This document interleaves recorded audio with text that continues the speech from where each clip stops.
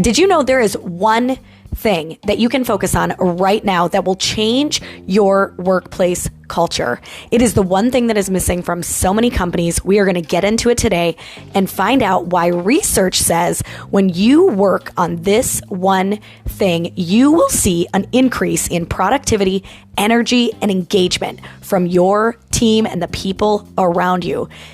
In this episode, you're going to learn what it is and one simple way to build this at work. Let's get into it.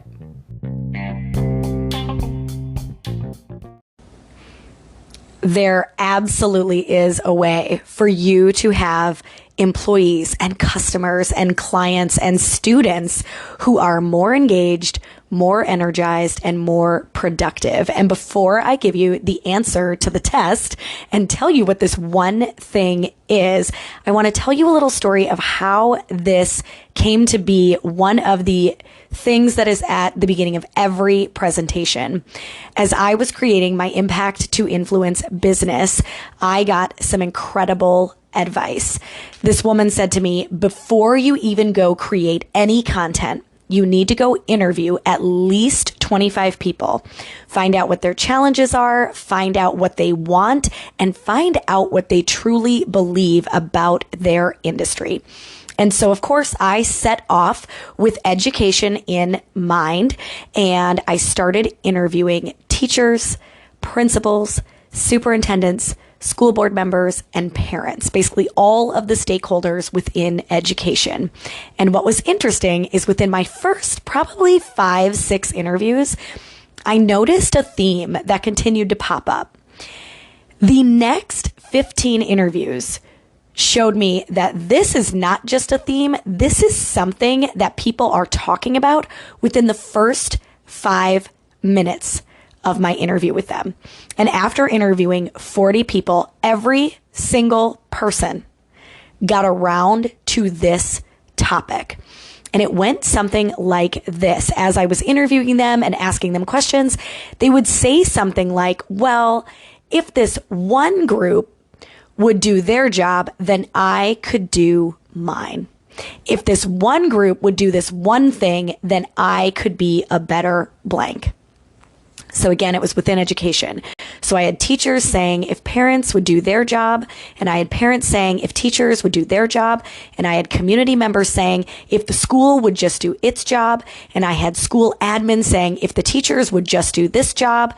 And it was very interesting and very quick for me to realize that there was a broken system of trust, right? We all remember the circle of trust from the Ben Stiller movie. When I heard that this was the issue, I thought right away, first I need to find out how important is trust?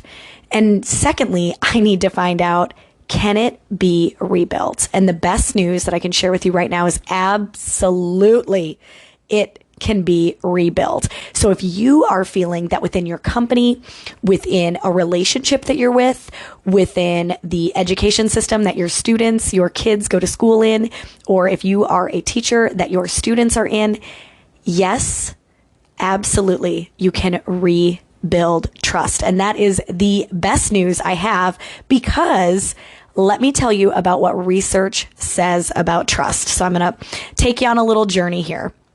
And let me just tell you that building trust needs to be the top priority of every company and kind of every relationship out there. And here's why. Trust is reciprocal. So what that means for you is that you as a leader need to start to build the bridge of trust first, because it will be reciprocated by the employee or the team that you are working with. Trust being reciprocal is also so important for all of us to remember that we can't make the statement like, I'm going to do me and they're going to have to trust me. No, you have to trust them first. As leaders, we need to be reaching out to them. We need to be stating that we trust them. We need to be making sure that it is understood that I have trust in you, so therefore you can trust me as your leader. The other reason why building trust is so important and why it needs to be a top priority is trust brings out the best in others. Interesting case study. There was a Japanese playground and they put kids on a playground with no fence and near a busy road, and they watched the interactions of these kiddos on the playground. And what they noticed is that the kids were not super willing to leave their mothers. They stayed very closely to where their parent was located. They also didn't engage with other kids as easily, and they were just very hesitant in their play. Now, the moment that they built a fence around this playground, what did they see? More engagement out of the kids between kid to kid. Kids were willing to leave their mother's side and go play, and the play was much more adventurous. Now, why do I bring that up? That's because within those boundaries, they trusted that they were safe. And once they felt that they were safe and in this trusted environment, they were willing to be at their best and be at their most adventurous and at their most playful and at their most social. So I want you to think about that. You growing trust within your team or within your company is going to bring out the best in others, and you're truly going to be able to see their potential and their growth. The last reason is trust overcomes resistance to change.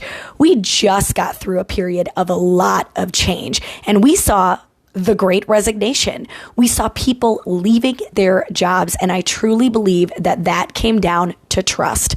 People who did not trust that their employers had their best interests in heart were not willing to go through that change. They were very resistant to that change. But if you worked in an environment where you felt like you could trust your employer, it typically helped you overcome that resistance to change. And I want you to think about that within your own team. Who is resisting change? And investigate, do they trust you as the leader? Do they trust the organization or the company? Because I bet there is a correlation there. Now, if you don't believe me, you don't need to. There is a study done by Harvard Business Review. Paul Zak did a study in 2017.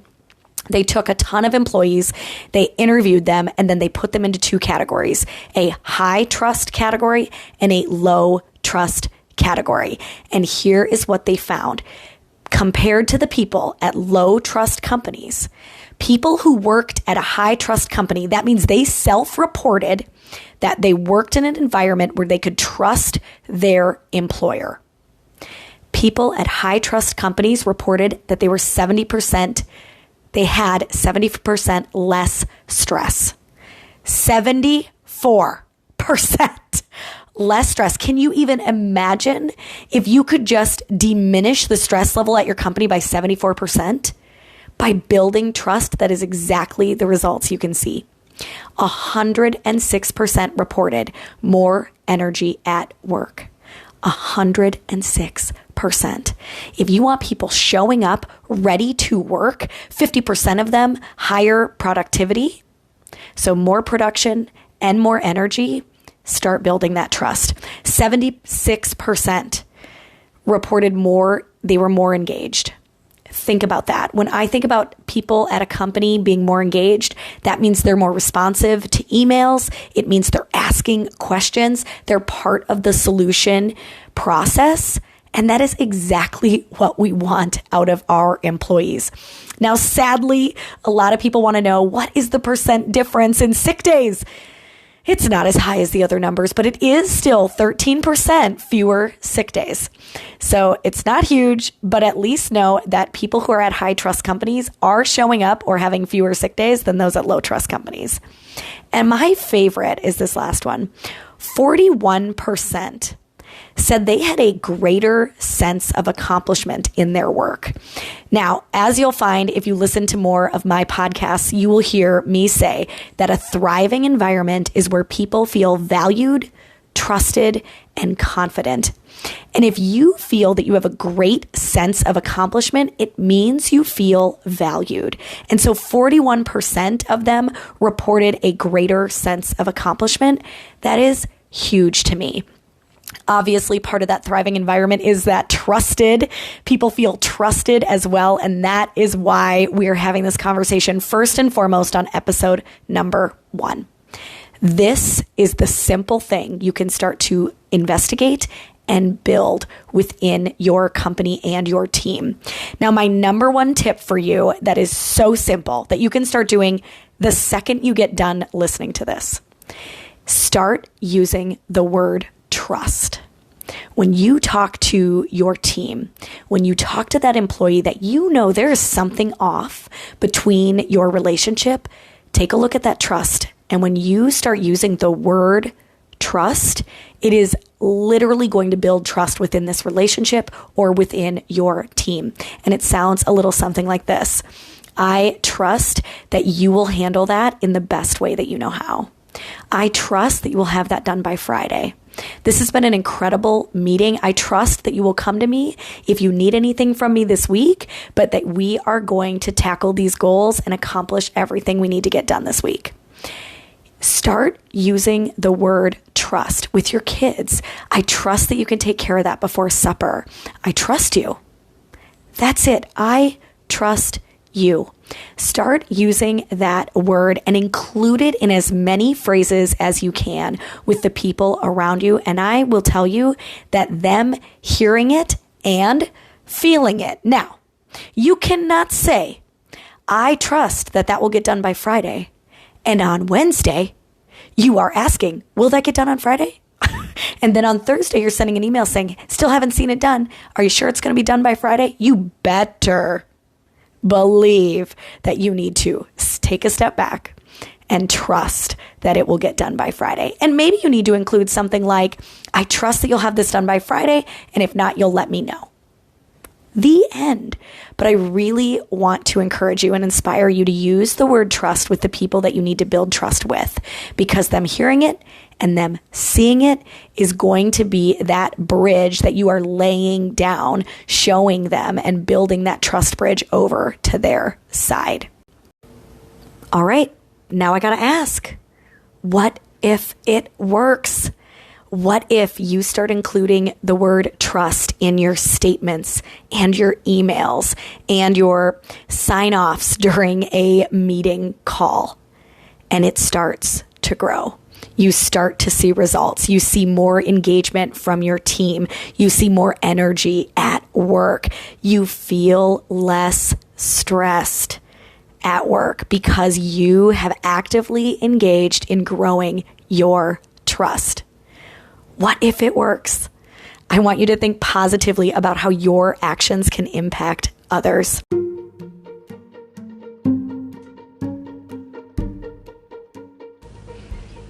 Today, we skimmed the surface of the I and the M modules in the impact method. We investigated a little bit of that trust, and then we looked at one simple way to model trust with others. That is exactly what you're going to find from this podcast. Some tips and communication hacks that help you make an impact with your team or with your company or at home with your kiddos. Thank you so much for being here. If you loved this episode, share it with someone you know that would love to learn a little bit more about the one little thing that can help them so much in creating a thriving culture. I appreciate you. Head on over to Instagram at AnnVote. That is ANNVOTE. Look for the trust episode graphic and drop a comment underneath. I'd love to hear your thoughts on trust and how you can grow it at work.